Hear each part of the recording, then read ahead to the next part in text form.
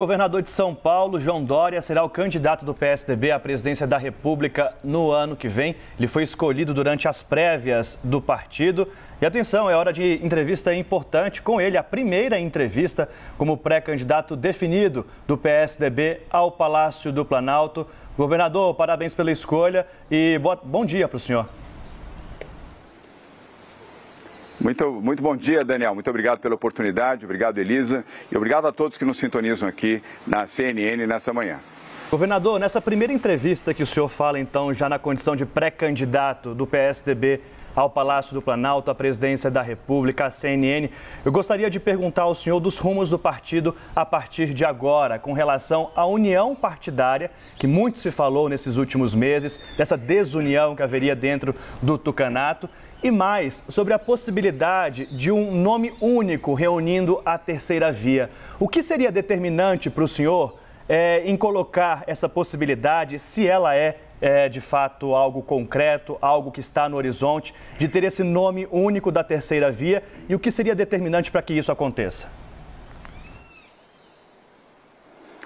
Daniel, o PSDB sai fortalecido das prévias, não sai dividido. As prévias mobilizaram mais de 30 mil eleitores e milhares de filiados em todo o Brasil. Eu mesmo percorri 21 estados brasileiros, o mesmo fez Eduardo Leite, o mesmo fez Arthur Virgílio. E nós fizemos uma boa campanha, obviamente numa disputa, isso é normal, é como um campeonato de futebol, num torneio onde você disputa, mas todos são não só amigos, como estamos dentro do mesmo partido. E a etapa agora a ser cumprida é essa que você se referiu, da união, da integração de todos. O PSDB tem uma enorme oportunidade de levar adiante o projeto para o Brasil. Não é o projeto do PSDB, não é o projeto do governador de São Paulo, é um projeto para o Brasil e os brasileiros. E, obviamente, vamos procurar, aliás, já fiz isso ontem à noite mesmo, vários dos líderes partidários e de pré-candidatos já receberam mensagens e já após o retorno a Nova York, eu estarei na semana que vem em Nova York, na inauguração do escritório de São Paulo e na semana São Paulo, na São Paulo Week, logo na outra semana nós já teremos contato pessoal com líderes partidários e com pré-candidatos também. A boa conversa, um bom entendimento, evoluindo, construindo um projeto para o Brasil. Vou aproveitar, desculpa, Elisa, antes da sua pergunta, quais pré-candidatos, governador, que o senhor conversou? Com todos os que estavam disponíveis e online. Não seja ansioso, no momento oportuno nós vamos divulgar isso. A gente gosta de saber essas entrelinhas, governador, e essas informações ainda mais aqui ao vivo, natural, tendo as suas palavras. Eu estou aqui lhe ouvindo e lembrando de João Dória, prefeito de São Paulo, agora governador do estado de São Paulo, e já conversando a respeito de uma corrida presidencial que é bastante difícil, mas todos que estão ali envolvidos na candidatura têm todas as chances de vencê-la. Evidentemente, tudo pode acontecer até lá. Quando o senhor sentou na cadeira de prefeito da cidade de São Paulo, a ideia era essa, viver este momento de ser o nome escolhido pelo partido para ser o candidato a presidente da República, João Dória? Bem, bom dia. Eu suponho que eu esteja falando com a Elisa, porque eu não estou vendo vocês. Comigo mas mesmo. Apenas para não errar, estou falando com a Elisa agora. Governador. Tá bom. Bom dia, Elisa. Obrigado pela pergunta. Não, você quando disputa uma eleição, você disputa com foco para aquela missão que você receberá, caso seja eleito. Eu fui eleito ao lado do Bruno Covas para ser prefeito da cidade de São Paulo e prefeitamos, fizemos a boa gestão na prefeitura de São Paulo. As circunstâncias me levaram a disputar o governo do estado de São Paulo, precedido por prévias, é preciso mencionar isso, Elisa. Eu venci as prévias em 2016, depois as eleições para a prefeitura de São Paulo. As prévias foram difíceis, as eleições foram muito difíceis. Depois, em 2018, mais uma vez, prévias no PSDB, não foram fáceis. Vencemos as prévias, saímos fortalecidos, todos nós, o partido, e vencemos as eleições em 2018 para o governo de São Paulo. Também foram eleições duras. E agora tive o privilégio de ontem vencer as prévias do PSDB e ao lado do Eduardo Leite, do Arthur Virgílio, de todos do PSDB, vamos caminhar para formar não só a terceira via, mas a melhor via com todos aqueles que são candidatos desse centro democrático, liberal, social, e são muitos, e são bons nomes, portanto temos bons diálogos aí pela frente e a cada tempo a sua circunstância e o seu bom diálogo. Mas o diálogo principal agora, Elisa, é o diálogo pelo Brasil, pelos brasileiros, pela saúde, pela educação, pela redução da pobreza. O Brasil hoje tem 30 milhões de pessoas em situação de pobreza, de desempregados, de semi-empregados, pessoas que dependem da ajuda de alguém para terem o que comer. Nós temos que ter projetos, propostas reais para a redução da pobreza no Brasil. A saúde pública também, nós estamos aí diante de uma nova ameaça, de uma onda diferente de Covid. Portanto, mais vacinas, mais proteção, mais cuidado com a população durante o tempo todo. Nós não podemos baixar a guarda. E em relação à educação, fazer o que promovemos aqui em São Paulo e em todo o Brasil, escolas de tempo integral. Crianças de periferia, crianças vulneráveis, têm direito a uma boa alimentação, ao acolhimento, ao bom ensino em escolas de tempo integral, Elisa. 8 horas de aula dia. São essas as propostas ao lado da proteção ambiental, entre aquelas prioritárias para o Brasil de todos nós. Governador, temos aqui uma baita equipe sedenta por fazer-te perguntas, por isso eu chamo Caio Junqueira, nosso analista de política, para participar dessa conversa. Caio. Governador, bom dia, parabéns aí pela vitória. Minha pergunta é se a pesquisa eleitoral deve ser o único critério de escolha do nome da terceira via, do afunilamento de nomes lá em abril, mais ou menos, né? Maio. Vocês vão olhar a pesquisa, quem tiver melhor na pesquisa deve ser o escolhido e os outros devem desistir em razão da pesquisa? Boa pergunta, Caio. Bom dia. Nada como um bom analista para fazer uma boa pesquisa, uma boa pergunta sobre o tema da pesquisa. A resposta é não. A pesquisa não é o único elemento necessário para isso. Você tem que ter a pesquisa, obviamente, é parte integrante, mas você tem que ter a composição de forças que este candidato ou esta candidata possa representar. E, além disso, a capacidade de fazer o enfrentamento com Lula e com Bolsonaro. Eu quero estar distante desses dois e ambos já sabem, tanto Lula quanto Bolsonaro, que eu os combaterei. Eu serei muito duro contra Lula e contra Bolsonaro também. Nós escolhemos o remédio errado para resolver o problema da corrupção do PT e compramos um sonho, na verdade, ganhamos um pesadelo com o Bolsonaro. Então é preciso que, além da pesquisa, você tenha a capacidade competitiva do candidato, a capacidade aglutinadora do candidato e a capacidade também de gerar esperança na população. Não é só pesquisa, até porque se fosse pesquisa não precisaria ter eleição. Faz a pesquisa e dispensa a eleição. Priscila Yazbek também chega para essa conversa, nossa analista de economia. Governador, obrigada pela entrevista. Queria te perguntar sobre o tema da economia, que deve ser um tema central, importante nas eleições de 2022, com a inflação aí já batendo quase 11% nos últimos 12 meses. Minha pergunta é, o que o senhor faria de diferente do que a gente está vendo agora? Tem uma discussão importante acontecendo sobre financiamento do Auxílio Brasil, que é a ampliação do Bolsa Família. Queria saber se o senhor, diante do que você falou ontem de responsabilidade fiscal, controle de inflação, o senhor manteria o Auxílio Brasil em R$400? Qual solução que o senhor daria para esse programa social sem bater na questão fiscal? Priscila, bom dia. Primeiro, nós faríamos tudo completamente diferente do que está sendo feito. Aliás, é uma sucessão de erros do governo na sua área econômica. Primeiro, vamos ter uma equipe competente, produzindo um programa econômico para o Brasil. 6 pessoas, nós não vamos ter posto Ipiranga. E depois, a compreensão da economia liberal e social ao mesmo tempo. O auxílio emergencial, ele é bom, ele é positivo, mas não com a ruptura do teto de gastos. O governo não fez o que deveria ter feito, a reforma administrativa, a reforma fiscal, para ter caixa, ter recursos para aplicar no programa de Auxílio Brasil. Nós fizemos aqui em São Paulo, Priscila, você sabe. Aqui nós temos a Bolsa do Povo com R$535, não são 400, para a população mais vulnerável. Mas nós fizemos a reforma administrativa, fizemos a reforma fiscal e fizemos uma ampla reforma previdenciária. Temos 50 bilhões de reais em caixa para investimentos sociais, investimentos em infraestrutura, investimento em educação. Romper o teto de gasto, além de ser uma irresponsabilidade fiscal, é inconstitucional, é um abuso, um absurdo, isso deve ser condenado. Eu espero que o Senado Federal, mantendo o seu juízo, impeça que isso avance. Agora, Se isto avançar, é um dano para o Brasil, Priscila. E você sabe por quê. O auxílio emergencial nesse momento, embora justo do ponto de vista das pessoas mais humildes, ele estará sendo feito apenas com uma devoção eleitoral, apenas com o objetivo de reforçar a posição de Bolsonaro com vista à sua reeleição. Porque esta medida, com a ruptura do teto de gastos, implica em aumento de inflação. Nós já temos 10,67 pontos, a mais alta inflação no Brasil desde 2015. Mais inflação, mais desemprego, mais pobreza, mais miséria. Quem vai pagar essa conta são os vulneráveis. Portanto, um erro, um equívoco. Equívoco também a falta de internacionalidade da economia brasileira.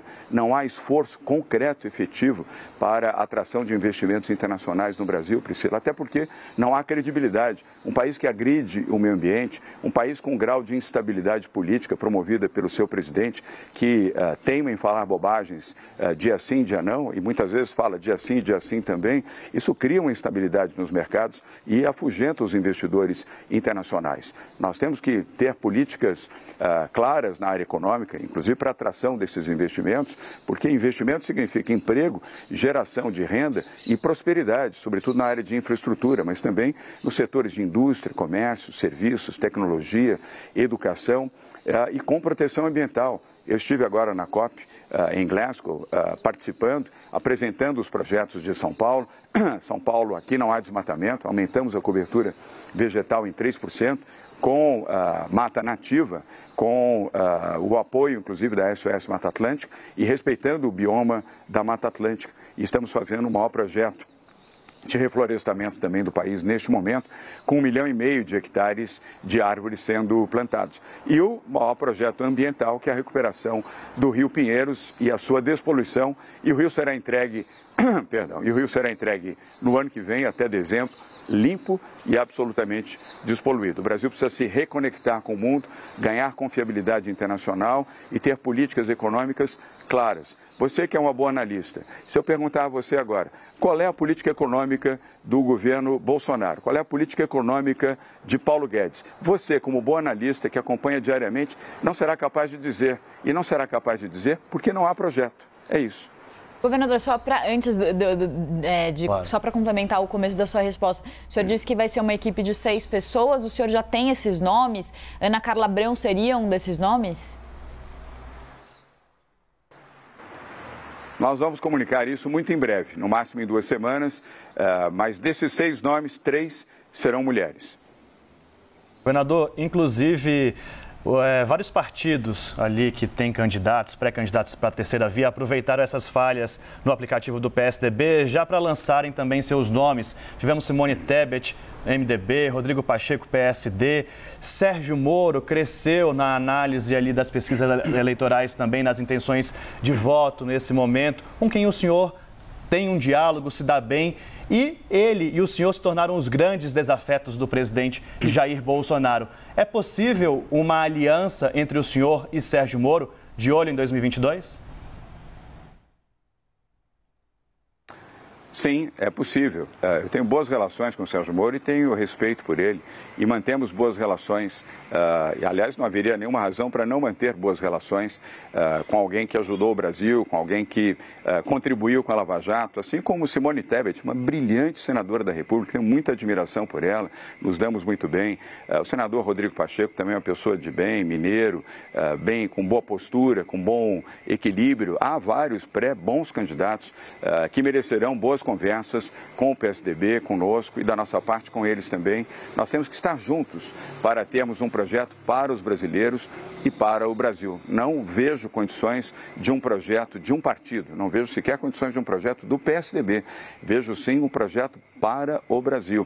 Para isso teremos que ter humildade, capacidade, discernimento, bom diálogo, propostas claras e objetivas para a redução da pobreza, para a proteção ambiental, para o desenvolvimento econômico, para o reatamento das relações internacionais do Brasil que foram perdidas e para construir também na educação, na saúde, 2 pilares de transformação no Brasil. Caio Junqueira volta mais uma vez aqui para a nossa entrevista. Caio. Governador, que papel o senhor imagina na sua campanha que devem ter Eduardo Leite e Aécio Neves? Eduardo Leite é um excelente rapaz, um excelente governador, tenho boas relações com ele. Ontem tivemos um momento de muita fraternidade que antecedeu ao anúncio feito pelo Bruno Araújo. Trocamos mensagens depois disso. Eu tenho muito desejo de que ele faça parte desse projeto. Ele tem estrutura, ele tem embasamento, ele tem a sua juventude, isso é muito bom, muito saudável. Eu adoro jovens, olha o exemplo, infelizmente perdemos o Bruno Covas, mas eu escolhi o Bruno Covas com 35 anos para ser candidato a vice e vencemos as eleições para a Prefeitura de São Paulo. Rodrigo Garcia, não com 35, mas com 45 anos, jovem também, para ser candidato e vencemos para ser vice-governador, onde ele ocupa essa posição hoje. Portanto, ter jovens é fundamental, jovens com inteligência e com capacidade. Então, Eduardo Leite, certamente, pelo seu bom coração, pelo seu espírito público, ele tem 20 anos de PSDB, como eu tenho certeza que nós estaremos juntos nessa caminhada, ajudando a formular um projeto para o Brasil. E Geraldo Alckmin, governador? Aécio Neves também. Opa! Aécio Neves faltou ainda.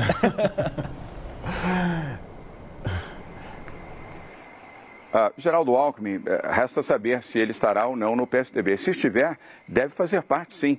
Eu respeito bastante a trajetória do governador Alckmin, 16 anos governador do estado de São Paulo, foi deputado estadual, deputado federal, presidente do PSDB. Resta saber qual o seu destino. Se for ficar no PSDB, ele será muito bem-vindo e será respeitado nos seus objetivos e, obviamente, na dimensão que ele possui como homem público. Aécio Neves? Sobre Aécio Neves, eu prefiro não fazer nenhuma referência neste momento. Vou fazer uma pergunta, então, sem citar Aécio Neves. Bancada mineira. Há bons deputados na bancada mineira, há bons prefeitos e vereadores em Minas, há muitas lideranças do PSDB que merecem respeito, consideração e estaremos juntos no projeto para o Brasil, assim como de outros partidos. Minas é um estado muito importante ao lado do Rio de Janeiro e São Paulo compõem os maiores universos eleitorais do país. Portanto, aos mineiros o respeito que eles merecem. Priscila Yazbek também está aqui conosco mais uma vez. Governador, por favor, Priscila.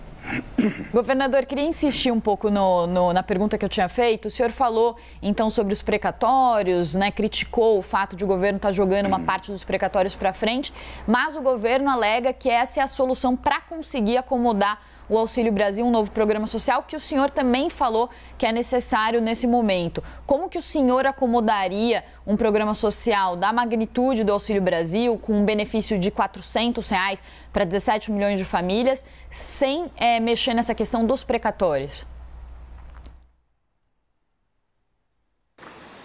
É a escolha do caminho errado, Priscila. O governo escolheu o caminho errado, escolheu o caminho fácil de impor via Congresso Nacional, uma medida de ruptura do teto de gastos. Esse é o mau caminho.